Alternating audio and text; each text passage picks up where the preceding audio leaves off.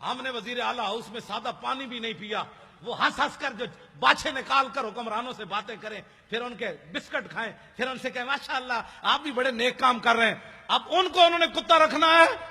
یا ایسے بندے کو کتا رکھنا ہے جو ان کے سادے پانی کی طرف دیکھے بھی نہیں کہ ہم نے اب تمہارا پانی پینا ہے، جنہوں نے حضور کے عاشق کو پھٹے لگایا ہو، ہم تمہاری کوئی چیز کھانے کے لیے تیار نہیں ہے۔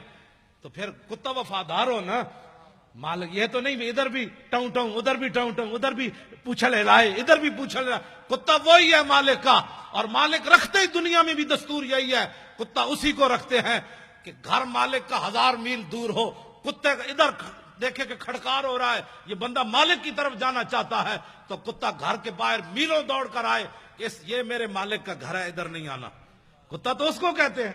کتا اس کو کہتے ہیں جب مالک کی طرف ڈاکو آ رہے ہو تو کتا دم دبا کر اندر کوٹھڑی میں داخل ہو جائے کہ حالات نہیں ٹھیک، مجھے پتھر مر جائیں گے، حالات نہیں ٹھیک، مجھے لوگ گالیاں دیں گے۔ کتا وہی ہے جب مالک کی طرف صرف کھڑکار آئے کہ مالک کے گھر کی طرف کوئی آ رہا ہے تو کتا کھڑا ہو جائے، پہلے مجھے مارو، ادھر نہیں جا سکتے۔ بہت سارے لوگوں کو پریشانی ہے، پریشانی ہمارے پاس تو اس پریشانی کا کوئی علاج نہیں، ہمارے پاس ایسا تھرمامیٹر نہیں ہے کہ کسی کے اندر جو ہے وہ بات ڈال دے، ہمارا کام اتنا ہی ہے، کتا پاک رسول اللہ دا میں پہلے میں نے اپنی حیثیت بتائی کہ میری حیثیت کیا ہے، یہ مالکوں کا کرم ہے کہ انہوں نے مجھے کتا رکھا ہوا ہے، بس کتا پاک رسول اللہ کا میں، بھونکے شور مچاوے، ادھر بھی لاہور میں بھی ہر جگہ، پھر حکمرانوں کے سامنے بھی، جی بڑے بڑے لوگوں کے سامنے بھی بھونکے شور مچاوے۔ کیوں؟ مجھے ایک دن سی سی پی او نے فون کیا کہ آپ کے بہت سارے مسائل ہیں، ہم حل کرنا چاہتے ہیں۔ میں نے کہا میرا ایک بھی مسئلہ کوئی نہیں، یعنی ان کا مطلب یہ تھا کہ محکمہ اوقاف نے تم نے اتنی نوکری کی ہے تو آ جاؤ، تمہیں پیسے دیتے ہیں، تمہارے بیٹا لگا دیتے ہیں۔ مطلب میں سمجھ گیا تھا تمہارے بہت سارے مسائل ہیں، ہم حل کرنا چاہتے ہیں۔ میں نے کہا میرا تو ایک بھی مسئلہ کوئی نہیں،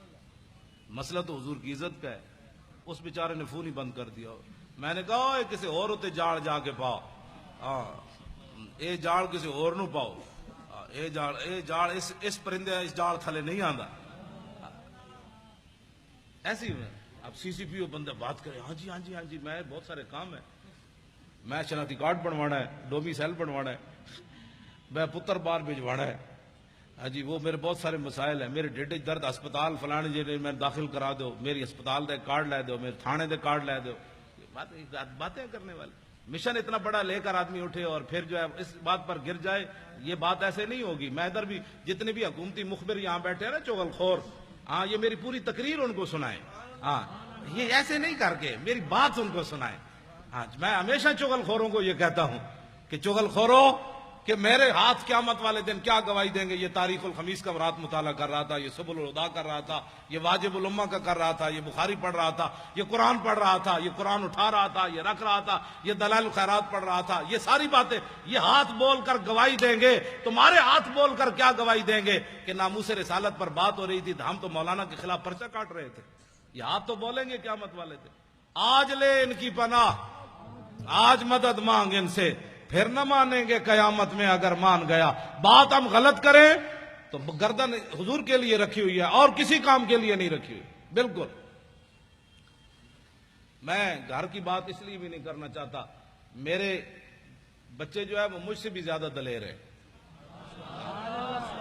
بالکل۔ میں نے تھوڑا سا گھر میں گیا تو میں نے کہا کہ انہوں نے کہا نہیں کیا بات ہے، جب دین کے نام کا کھاتے ہیں تو جب دین کے نام پر تھوڑی سی پریشانی آئی تو پریشانی والی کیا بات ہے۔ میں نے کہا ظاہر بچے بچے ہوتے ہیں، بچیاں بچیاں ہوتی ہیں، تو میں نے سمجھایا، میں نے بیٹھ گیا، میں نے کہا نہیں جی کیا پریشانی ہے، وہ ہمیں مار بھی دیتے تو پھر کیا ہونا تھا،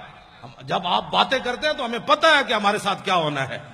تو میں نے کہا شکر ہے اللہ کا، شکر ہے اللہ کا،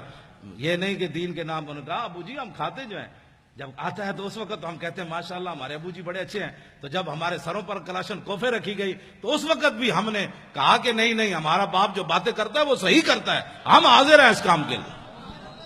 کہا تم اپنے باپ کو سمجھاتے نہیں ہو، دیکھو تمہارے ساتھ کیا ہو رہا ہے۔ انہوں نے کہا ہمارا باپ جو باتیں کرتا ہے وہ بالکل ٹھیک کرتا ہے اور اس کو کرنی بھی چاہیے ایسی بات۔ اب وہ کیا کرتے، میرے بچوں کو گولیاں مارنے سے تو رہے، انہوں نے سمجھا یہ دبک جائیں گے، انہوں نے نہیں پتا کہ میں تو دن رات ان کو یہی باتیں تبلیغ کرتا ہوں، گھر بار بھی کرتا ہوں، ان کو بھی کہتا ہوں کہ بچوں جب حضور کی بات آ جائے تو بات پھر کچھ اور کرنی ہے، نہ سدا تو رہنا کوئی نہیں، یہاں جب جائیں تو طریقے سے تو جائیں۔ غازی علم الدین کی ماں جب آخری بار ملنے کے لیے میاں والی جیل گئی تو رو پڑی، تو علم الدین کہنے لگا ماں تو ایسی پریشان ہو گئی، بہت سارے ماؤں کے بچے پیدا ہوتے مر گئے، کوئی سانپ لڑے مر گئے، کسی کو ڈنگ لگا مر گئے، ڈوب کر مر گئے، تو کتنی خوش نصیب ہے کہ تیرا بیٹا جو ہے حضور کی عزت پر جان دے رہا ہے۔